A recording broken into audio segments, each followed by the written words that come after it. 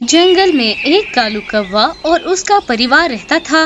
कालू कौवा बहुत ही ज्यादा अमीर होता है। उसके पास किसी भी चीज की कोई कमी नहीं होती।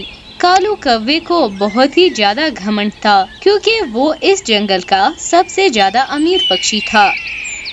अरे रानी, तुम तो बहुत नसीब वाली हो जो तुम्हें मेरे जैसा पति मिला है। बाकी पक्षी की पत्नियां बहुत ज्यादा मेहनत करके भोजन ले आती है और तुम्हें तो बस हमारे खेतों से ही भोजन मिल जाता है, जो तुम बैठे बैठे ही खा लेती हो। अरे हाँ कालू जी, पर आपको अपने अमीर होने पे इतना घमंड नहीं होना चाहिए और न ही गरीबों का दिल दुखाना चाहिए, क्योंकि ये बात बहुत गलत है। अरे बस भी करो, अब मुझे तुम्हारा लंबा ज्ञान नहीं सुनना है। और इस तरह से कालू कौवा रानी कौवी की बात को टाल देता है। उसे गरीब पक्षियों को तंग करने में कुछ ज्यादा ही मजा आता था। उसी जंगल में एक नीलो चिड़िया अपने 2 बच्चों के साथ रहती थी। नीलो चिड़िया बहुत ज्यादा गरीब थी और उसके 2 छोटे छोटे बच्चे भी थे, जिन्हें नीलो चिड़िया बहुत ही मुश्किलों से भोजन ढूंढकर खिलाती थी। अरे अरे मानो चिड़े, टोनी चिड़िया, तुम दोनों अपने घोंसले में ही रहना। सर्दियों का मौसम बस आने ही वाला है और हमारा घोंसला बिल्कुल खुला है। मैं जंगल में लकड़ियाँ ढूंढने जा रही हूँ ताकि हम अपने घोंसले को ऊपर से बंद कर सके। ये कहकर नीलो चिड़िया जंगल में तिनके ढूंढने के लिए निकल पड़ती है। नीलो चिड़िया तिनके ढूंढते ढूंढते बहुत ज्यादा आगे निकलकर थक जाती है और वो एक लीमू पानी की दुकान पर आकर रुक जाती है और कालू कौवा भी वहीं पर बैठा होता है। अरे बुलबुल बहन, जल्दी से एक लीमू पानी का गिलास बना दो मेरे लिए। अरे नीलो चिड़िया, बस तुम एक ही गिलास लीमू पानी का पीना, क्योंकि तुम तो बहुत गरीब हो। तुम्हारे पास तो इतने पैसे नहीं होंगे ना कि तुम ढेर सारा नींबू पानी लेकर पी जाओ। अरे कालू कौवे, इतना ज्यादा घमंड करना भी अच्छा नहीं होता। तुम कुछ ज्यादा ही घमंड करने लगे हो, मैं देख रही हूँ तुम्हें। अरे हाँ कालू कौवे, तुम अपनी अमीरी अपने घर पर जाकर दिखाना। तुम मेरे ग्राहक को बिल्कुल परेशान मत करो। बुलबुल की बात सुनकर कालू कौवे को बहुत ज्यादा गुस्सा आ जाता है और वे मन ही मन में सोचता है, अरे नींबू पानी बेचने वाली गरीब बुलबुल बहन, ये अब मुझे समझाएगी कि मुझे घमंड करना चाहिए या नहीं। अरे बुलबुल, मुझे जल्दी से 4-5 गिलास नींबू पानी का शरबत बना कर दे दो, जल्दी करो। बुलबुल नींबू पानी का शरबत बना बना कर कालू कौवे को दे रही होती है और कालू कौवा बहुत सारा नींबू पानी पी जाता है। अरे कालू कौवे, अब जल्दी से तुम मेरे पैसे दो। तुम इतने ज्यादा नींबू पानी जो पी गए हो। अरे अब क्या मैं तुम्हें इतने बकवास सड़े हुए नींबू के पैसे दूंगा? चलो भाई, निकलो यहाँ से। अरे देखो कालू कौवे, तुम मेरे साथ ऐसा नहीं करो। तुम मुझे मेरे पैसे दो, वरना मेरा बहुत बड़ा नुकसान हो जाएगा। कालू कौवा बुलबुल की बात नहीं सुनता और बिना पैसे दिए वहाँ से चला जाता है। अरे बुलबुल बहन, तुम देखना, इस कालू कौवे को इसकी घमंड की सजा जरूर मिलेगी। कुछ ही दिनों के बाद बर्फबारी का मौसम भी आ जाता है।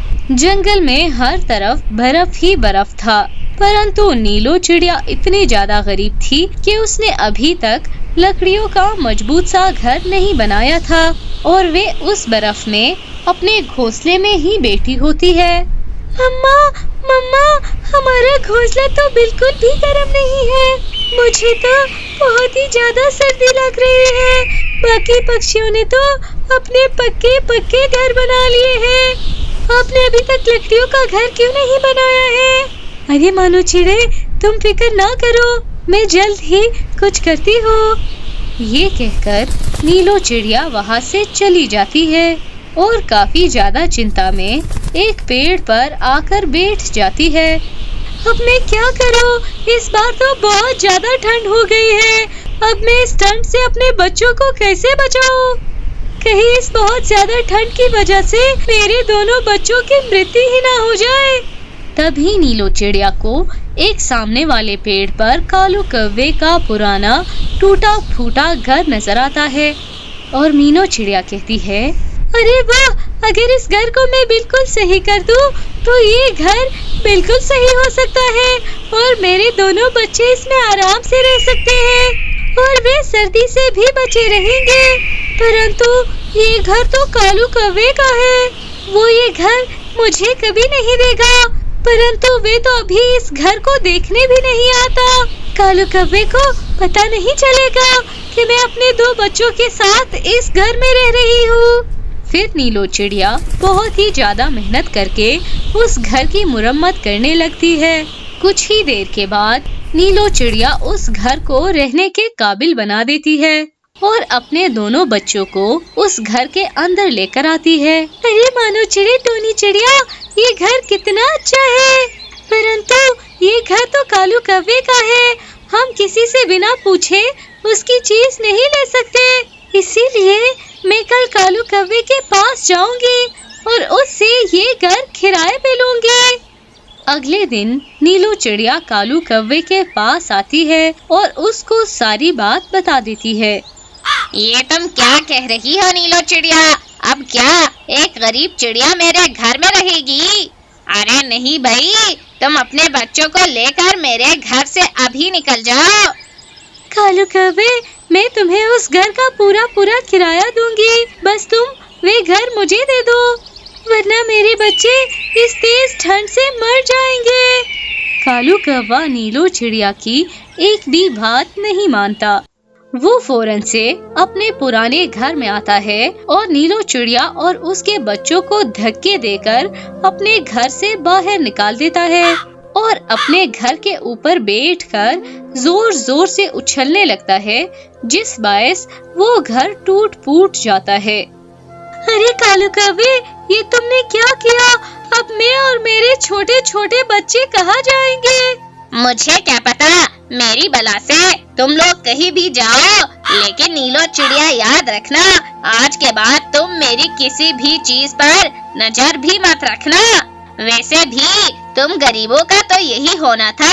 अब बैठी रहो तुम अपने बच्चों के साथ इस ठंडी में। ये कहकर कालू कौवा वहाँ से चला जाता है। काफी देर ठंडी में रहने की वजह से नीलो चिड़िया के दोनों नन्हे बच्चों की मृत्यु हो जाती है और नीलो चिड़िया बहुत ज्यादा उदास होती है और वे रोते हुए कहती है, कालू कौवे की वजह से आज मेरे दोनों बच्चों की मृत्यु हो गई है। मैं उस कालू कौवे को कभी माफ नहीं करूंगी।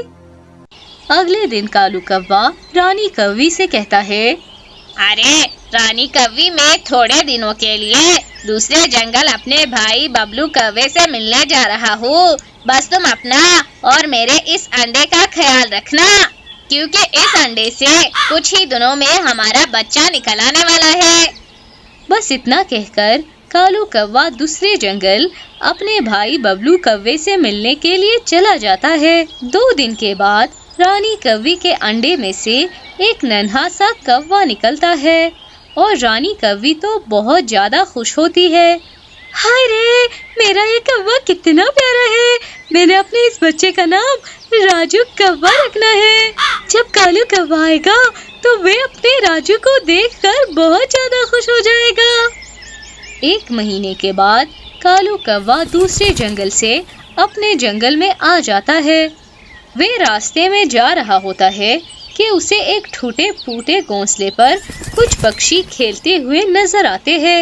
ये नन्हे पक्षी कितने गरीब हैं, फिर भी ये कितनी आवाजें निकाल रहे हैं। अभी इन्हें मजा चखाता हूँ। उन्हीं नन्हे पक्षियों में राजू कौवा भी होता है, परंतु न तो राजू अपने पापा को जानता था और न ही उसका पिता उसे जानता था। क्या गरीब पक्षियों के बच्चों, भला कोई इतनी जोर जोर से भी आवाजें निकाल कर खेलता है क्या? तुम सबके आवाजों की वजह से मेरे तो सर में दर्द हो गया है। मैं अभी तुम सबको मजा चखाता हूँ। कालू कौवा उस घोंसले को उठाकर जमीन पर नीचे फेंक देता है। सभी नन्हे पक्षियों को उड़ना आता था और वे सब उड़ जाते हैं, मगर राजू कौवा अभी बहुत ज्यादा छोटा था और वे उड़ नहीं सकता था। कालू कौवे के फेंकने की वजह से वे वहीं पर मर जाता है। कालू कौवा अपने घर में रानी कौवी के पास आता है। उसे देखकर रानी कौवी भी बहुत ज्यादा खुश होती है। अरे रानी, हमारा अंडा कहाँ गया? हमारे अंडे में से अब तक तो हमारा नन्हा सा कौवा निकल गया होगा ना? अरे हाँ कालू जी, हमारे अंडे में से तो कब का नन्हा सा कौवा निकल गया है और वे तो अभी अपने दोस्तों के साथ खेलने गया है। चलिए मैं आपको उसी के पास ले जाती हूँ। ये कहकर रानी कौवी कालू कौवे को राजू कौवे के पास लेके जाती है। हाय रे, ये राजू कौवा पेड़ से कैसे नीचे गिर गया और ये तो मर चुका है। रानी कौवी की बात सुनकर कालू कौवा बहुत ही ज्यादा परेशान हो जाता है, क्योंकि ये सब कुछ तो उसी ने ही किया था। अरे रानी, मुझे माफ कर दो। मैंने अपने राजू को किसी गरीब पक्षी का बच्चा समझकर पेड़ से नीचे गिरा दिया था, जिसकी वजह से हमारा राजू कौवा मर गया है। कालू जी, आपने बहुत बुरा किया है। ये आपको आपकी घमंड की सजा मिल रही है। आपने नीलो चिड़िया के साथ भी कितना बुरा किया था। बस अब बहुत हो गया है। मैं अब इस घमंडी पति के साथ नहीं रह सकती हूँ। कालू जी, मैं तुम्हें छोड़कर अपने मायके जा रही हूँ।